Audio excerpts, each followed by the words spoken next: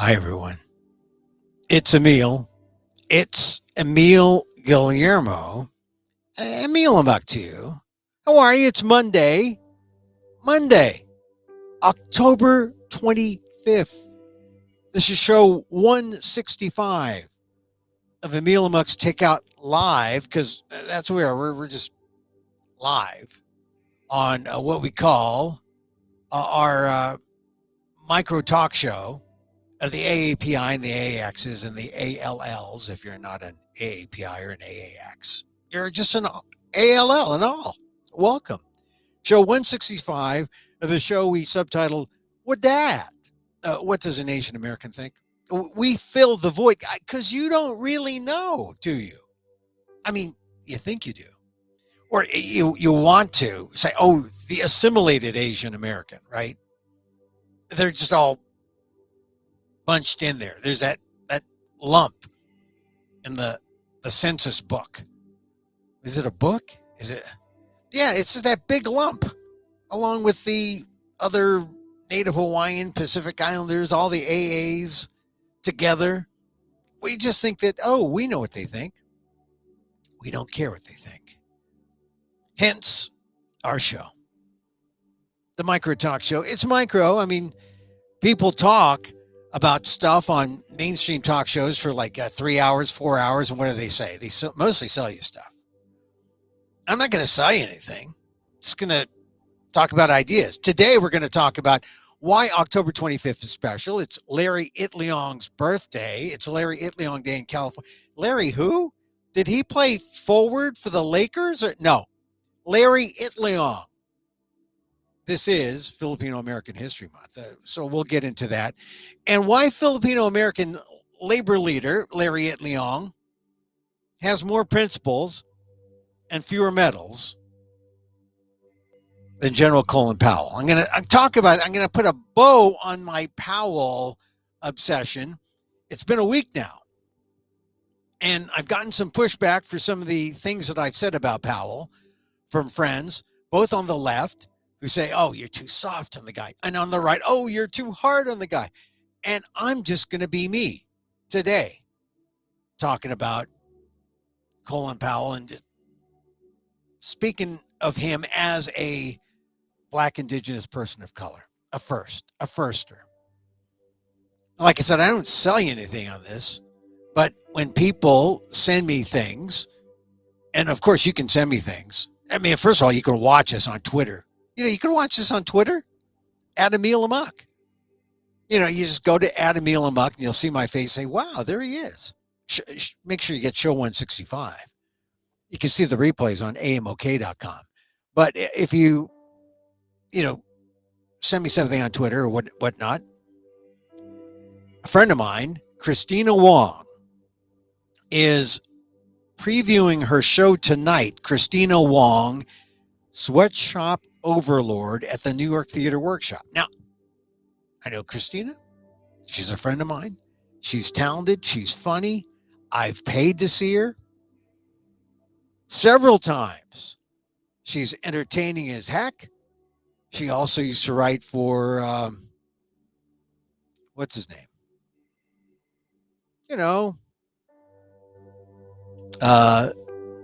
He does a show on CNN now. Before, when he had a comedy show, she was one of the writer performers on that. Talented woman, Christina Wong, Sweatshop Overlord.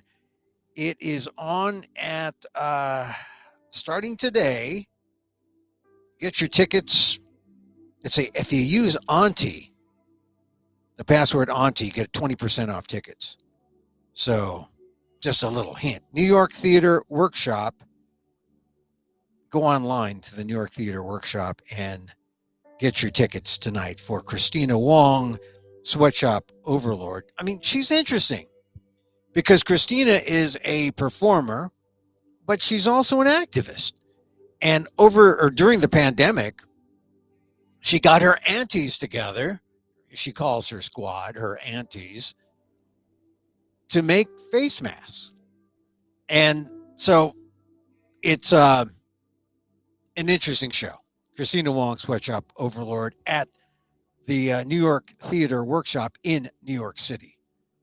I am not in New York City. I'm in that godforsaken place known as California, where Christina's from.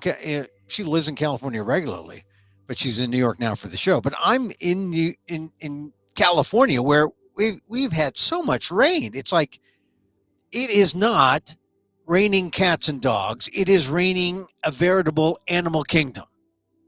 I think it stopped a little bit, but it was raining, and it was.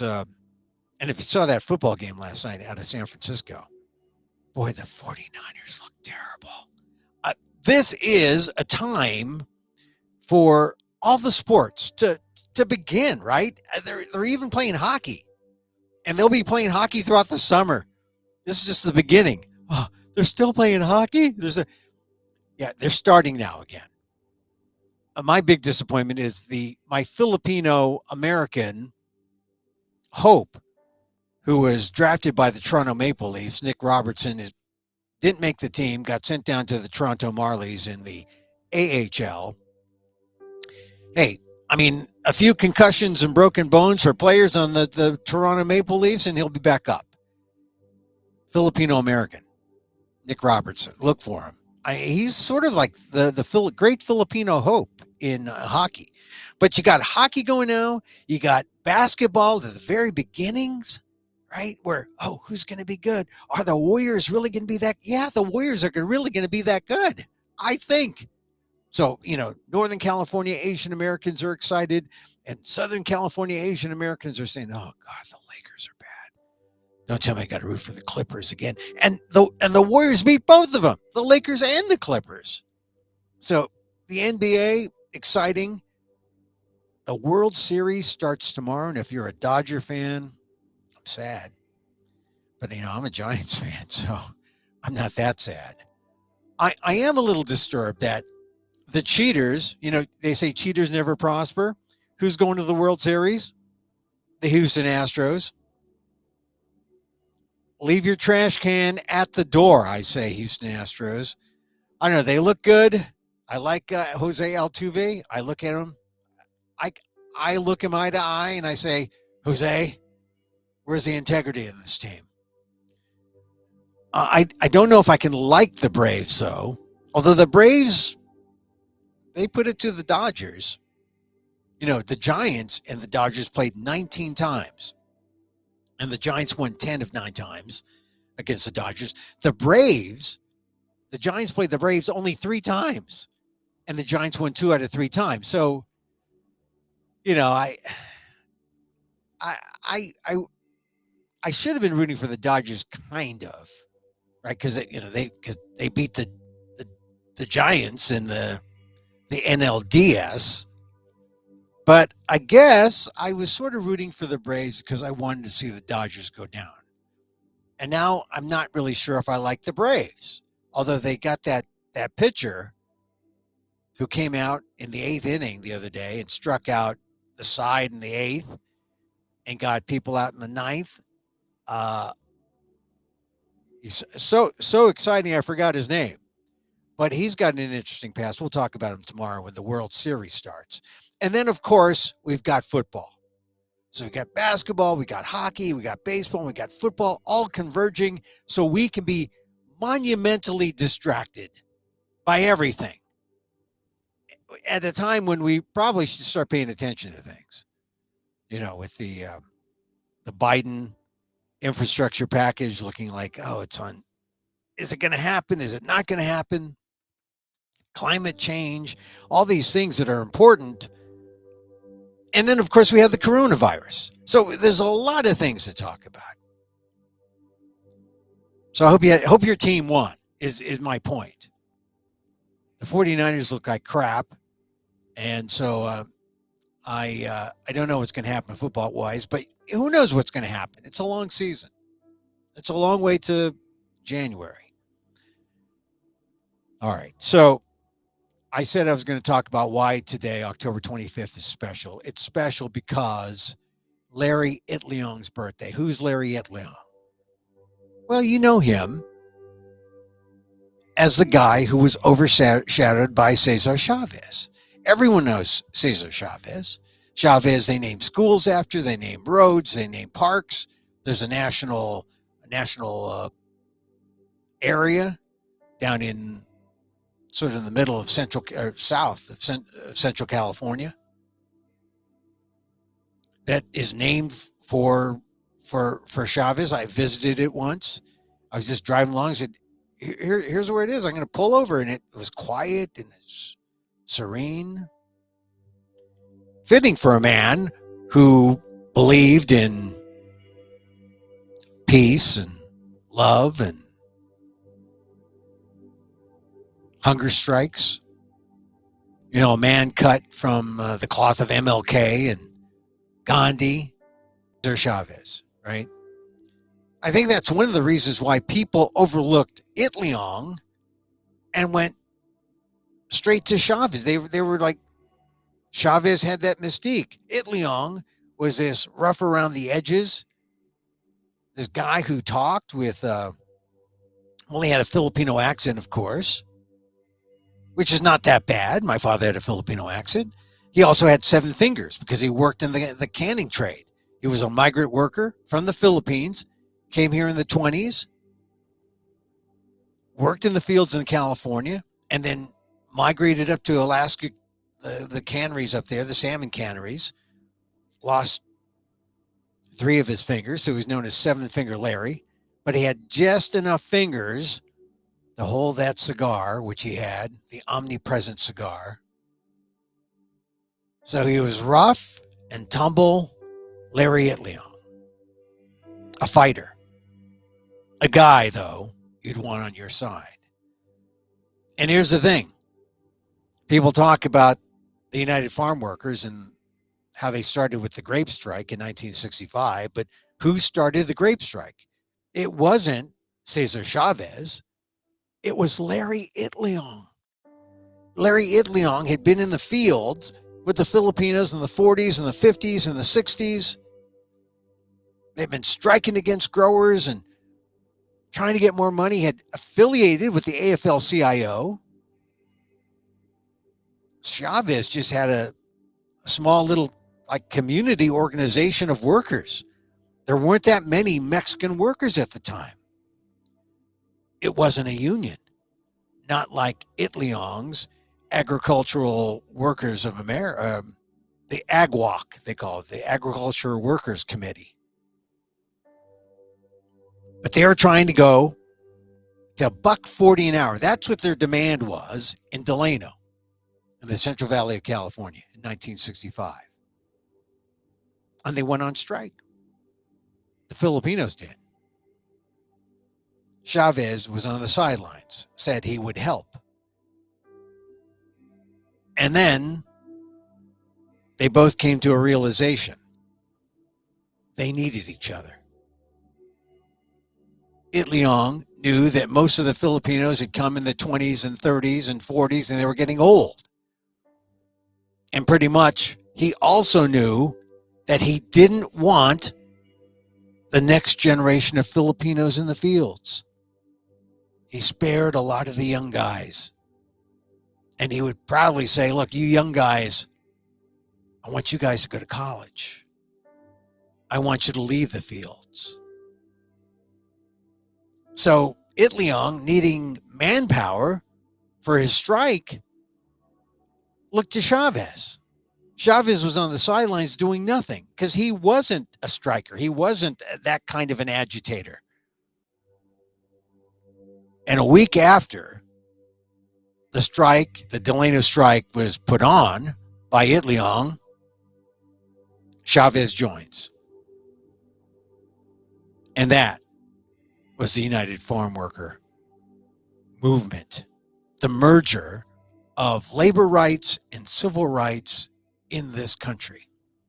It's an incredible story when you see who are the exploited people in America.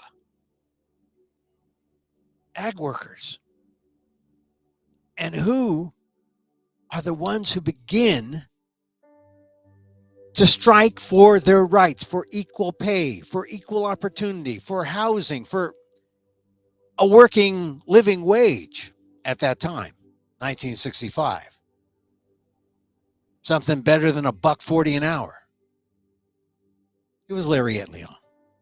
It was the farm workers who were augmented by Cesar Chavez, and who then ultimately was somewhat at loggerheads with Itliong. It was kind of a personality thing. Itliong became a vice president to Chavez, who became kind of the head of the organization, because most of the workers covered were Latino, or from Mexican Americans, or Mexicans coming over the border for the first time. And here's the thing that really is not spoken about much. The Filipino workers had relationships with the Filipino labor contractors, many of whom were Filipinos.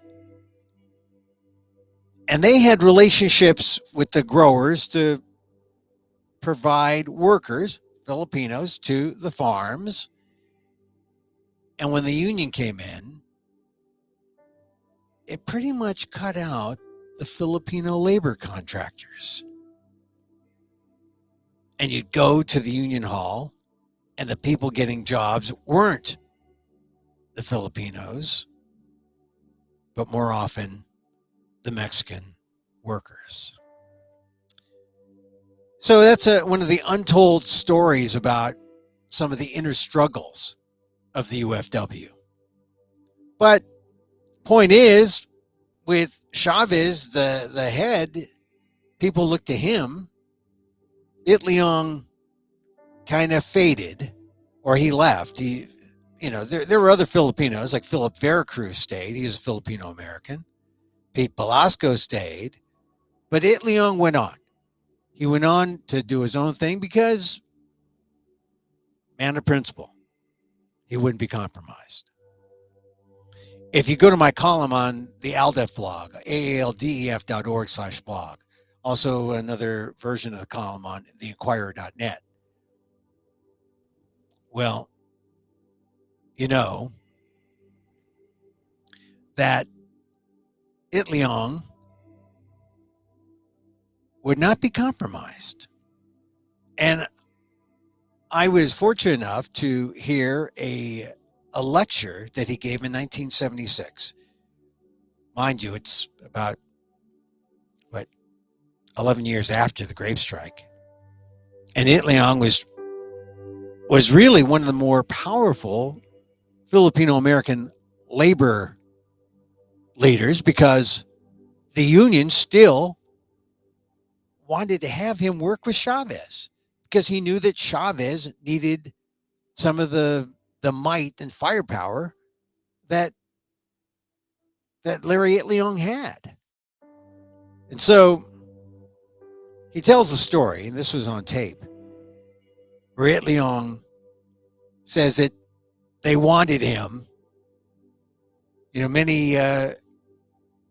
Some of the unions offered to pay him money, up to $200,000. And he saw that as selling out. He wouldn't do it. He said, "I'm not taking your $200,000. There are 350,000 Filipinos. That's less than $1 a Filipino." He said, "Give me 50 million." That was his price. He couldn't be bought. Larry Itliong. So we remember Larry as a man of integrity, a man who struggled, but a man who had the best interests of the farm workers, especially his older Filipino farm workers, at heart. We remember him for being the Filipino American labor leader that he was on Filipino American History Month. And we also remember how Larry was overlooked all these years, except really there's been a movement the last 10 years to shine a light on the man who really made the Delano grape strike happen, and a man who really brings honor to a whole generation of Filipino Americans who came in the 20s and 30s and worked in the fields and were migrants working up and down California, going up to the canneries in Alaska. That was Larry Itliong's life. A principled man. That's why we honor him. No medals, just principles. Now it's funny because you consider Colin Powell, all medals, not as many principles. I mean, you say, well, wait a minute, he had plenty of principles. I mean, I saw something today on social media.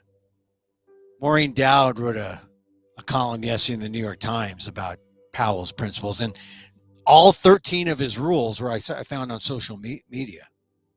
These were Colin Powell's rules. But you line up Colin Powell's rules, which were in his book, It Worked for Me in Life and Leadership by Colin Powell.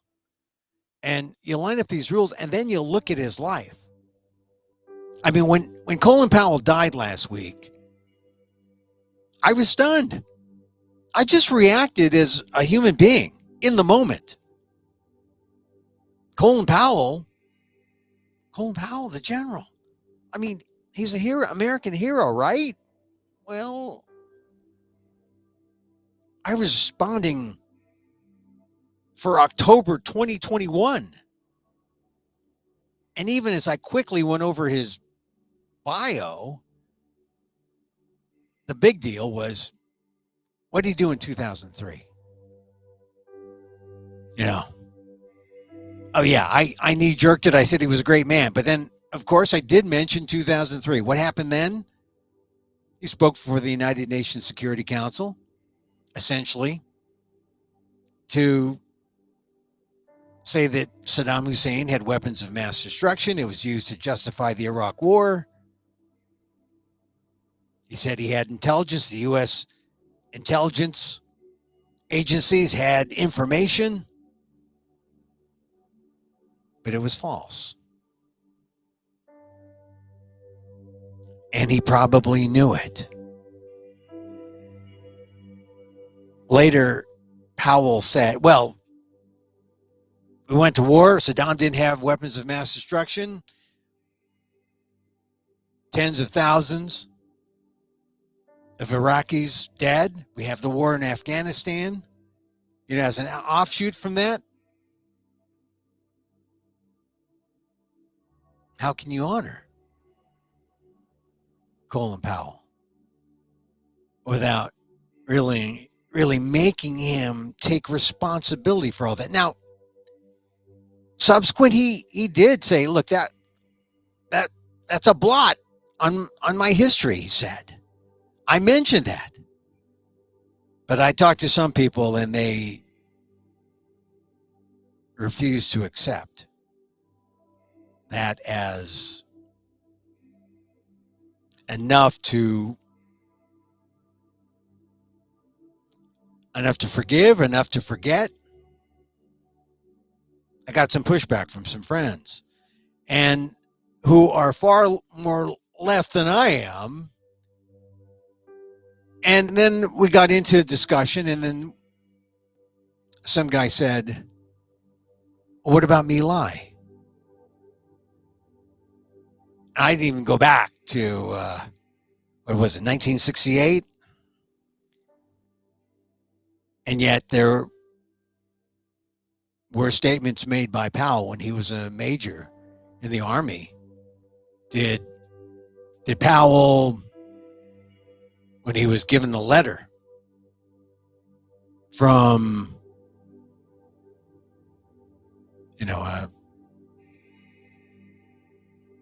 given a letter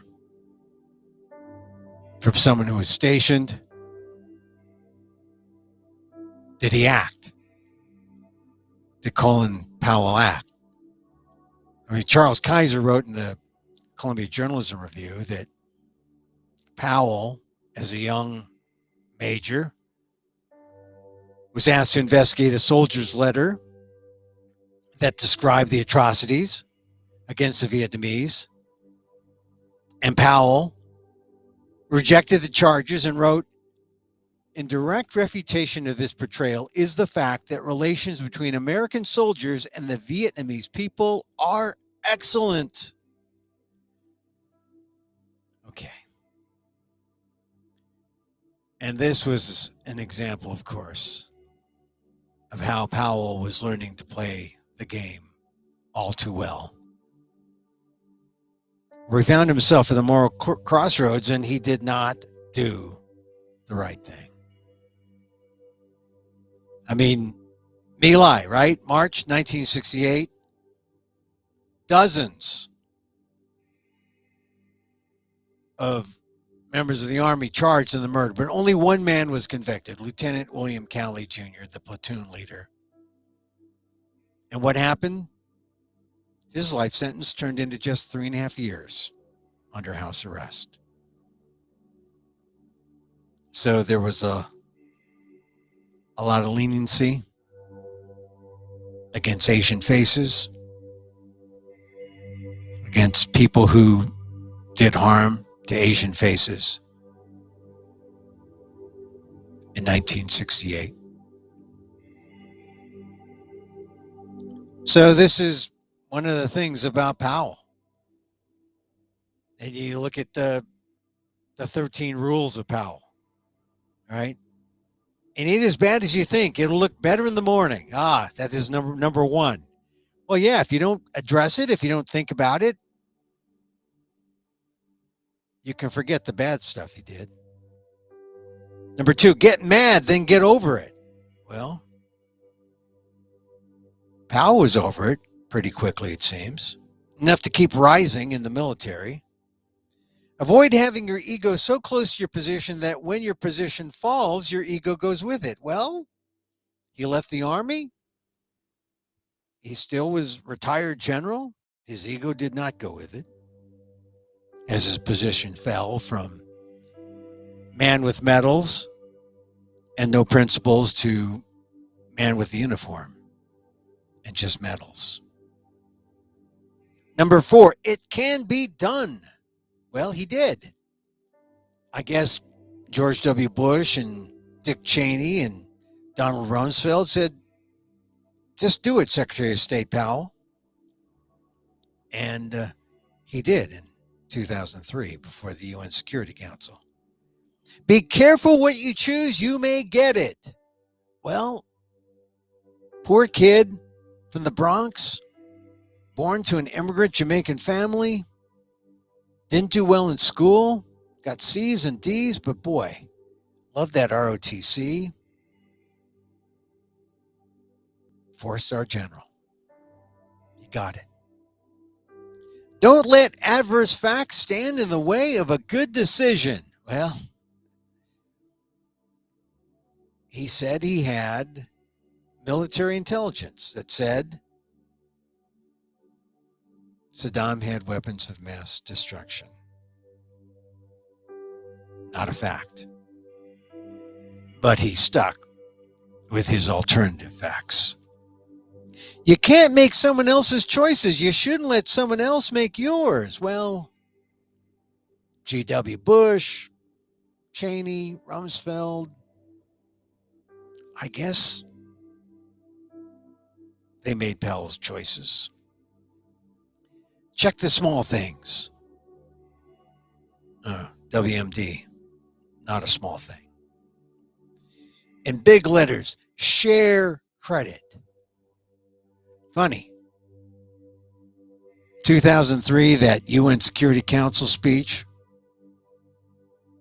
I don't see GW. I don't see Rumsfeld or Cheney say, hey, we made him do it. They're not sharing the credit. Remain calm. Be kind. Well, that you must say, well, his actions did end up killing tens of thousands of people. Have a vision. Be demanding. He had a vision that he was going to get out of the Bronx. He did. Don't take counsel of your fears or naysayers. Well, he's gone now. But, whenever anyone challenged him, he always brought up 2003, always brought up something.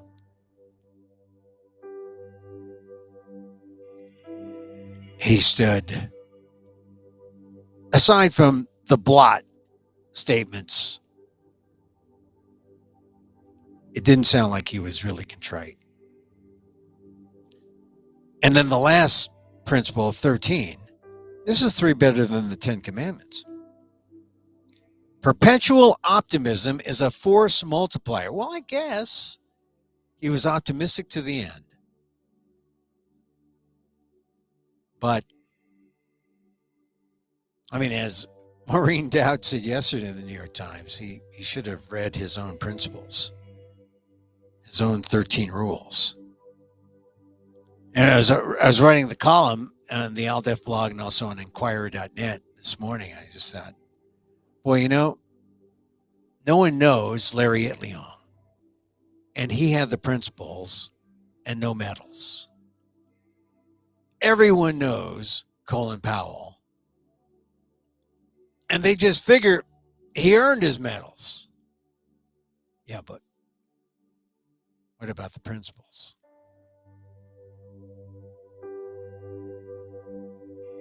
Hey, I mentioned how in the end, look,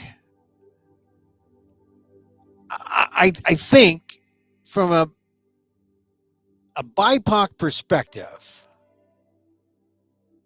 and that's how I appreciated him when I wrote the first column last week. You don't know what it's like when you're up there, the only black person in the room, the only person of color in the room, and you're asked to do some things, and what you realize is that it's a survival game up top. Does it matter what you stand for if you're no longer standing? So you say what you must, and maybe not what you should. Not if you're carrying someone else's water. And that's kind of how it happens for a generation. He was the first generation of BIPOCs who were given that opportunity to be the shiny hood on the Bush Cheney armored tank. And that's how blots are created along the way.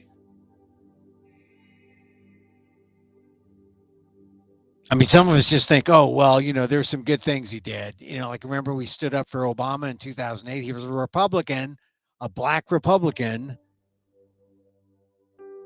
This paradoxical move, was it revolutionary? No, wait, he just said, look, Obama's the guy, 2008. Then again, as a never Trumper, there was Powell leaving the Republican Party after January 6th, showing a little bit of courage and independence. It may not balance all the blots of an imperfect leader, but that's all part of the paradox, right? And, after these last 4 years, all the tools you use to measure leadership, all the leadership meters are all askew. What does leadership mean anymore in this kind of where we find ourselves in American democracy, trying to deal with climate change, the pandemic, social infrastructure? So, look, I wrote my column last week just being totally in the moment, October 2021. It informed the compassion I felt for Powell, the man, right now on the week he passed. And for that, I'm not ashamed. This much we can say, though, about Colin Powell. The man made mistakes, but he was not a mistake. So That's my last word on Colin Powell. And let history be the judge. People will find out more, uncover more, and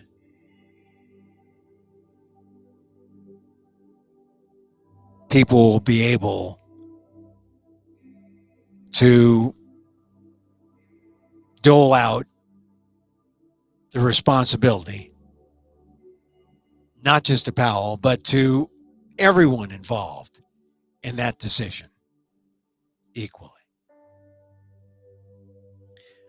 A couple more items today. Boy, today there's so much history that happened on October 24th and 25th. For example, on October 24th, there was an anti-Filipino riot in Exeter, California in 1929, which shows you the anti-Asian sentiment when Filipinos were the top Asian American group in the country. About 30,000 Filipinos in the 20s came here. And they were the Filipino flavor of that era, of the 20s. And then funny how October 24th, United Nations Day, Filipino Carlos P. Romulo, he's stayed in San Francisco for a long time. There's a street named for him in San Francisco. No one really knows Carlos Romulo, but in 1947, he was elected the first Secretary General of the UN. Smart man, Carlos Romulo. I have to get into him. October 24th, that's what happened. But on a broader Asian American historical note, October 24th, 1871 was a Chinese massacre. 1871. You look through history, there were all sorts of Chinese massacres. There was the Chinese massacre of 1877 in Northern California. The Chinese massacre of 1871 was in Southern California, in Los Angeles. There was a mob of about 500 white and Hispanic persons entered Old Chinatown and attacked the Chinese there. There were two warring Tongs, and then they were attacked. 19 people are dead. There was mass lynchings. Some were already dead, but some weren't. 1871, Los Angeles. And the funny thing is that all this 1871, the Chinese came like 1840s, 1850s, 1860s, the gold rush, built a railroad.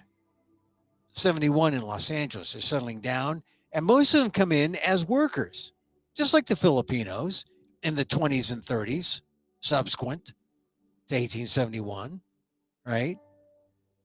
And these bachelors were in Chinatown, and because they were mostly men, there was gambling and prostitution, and the Tongs, the warring Tongs that were ruling Chinatown, were in charge of it all.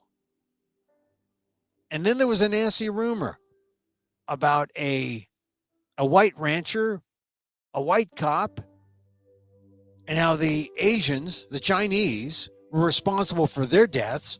And this mob of 500 comes down on Old Chinatown in LA and begins, wreaks havoc, massacres, slaughters, lynches the Chinese Americans there in Chinatown. It's funny. I have heard more about the 1871 massacres in the last 10 months than I have my time writing an Asian American column in the ethnic media. Isn't that funny? So all this history, it's good to review it from time to time because you see that there's nothing new under the sun. Hate's been around a long time. If we don't learn from it, then these things repeat. And certainly repeated 1871 in LA, 1877 in San Francisco. The Exclusion Act comes.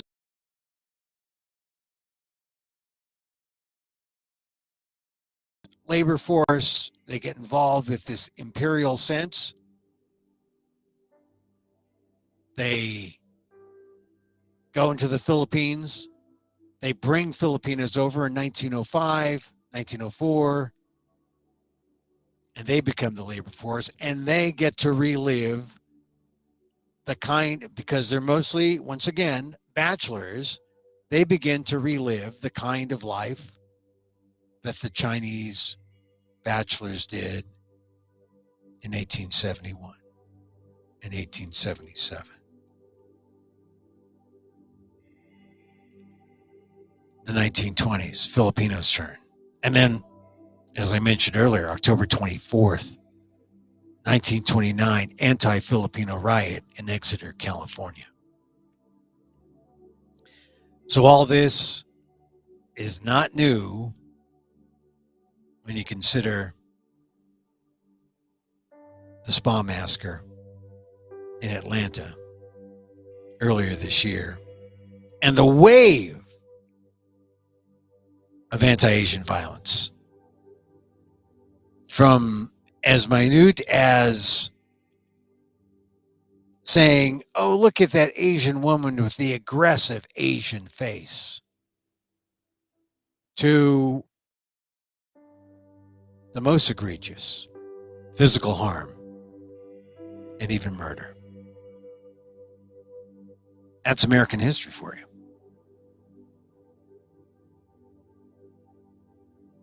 AAPI history.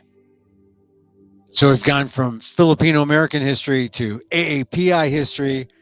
We've thrown in a little Colin Powell, talked about Vietnam. I think we'll call it a show. I'm Emil Guillermo. Follow us on Twitter.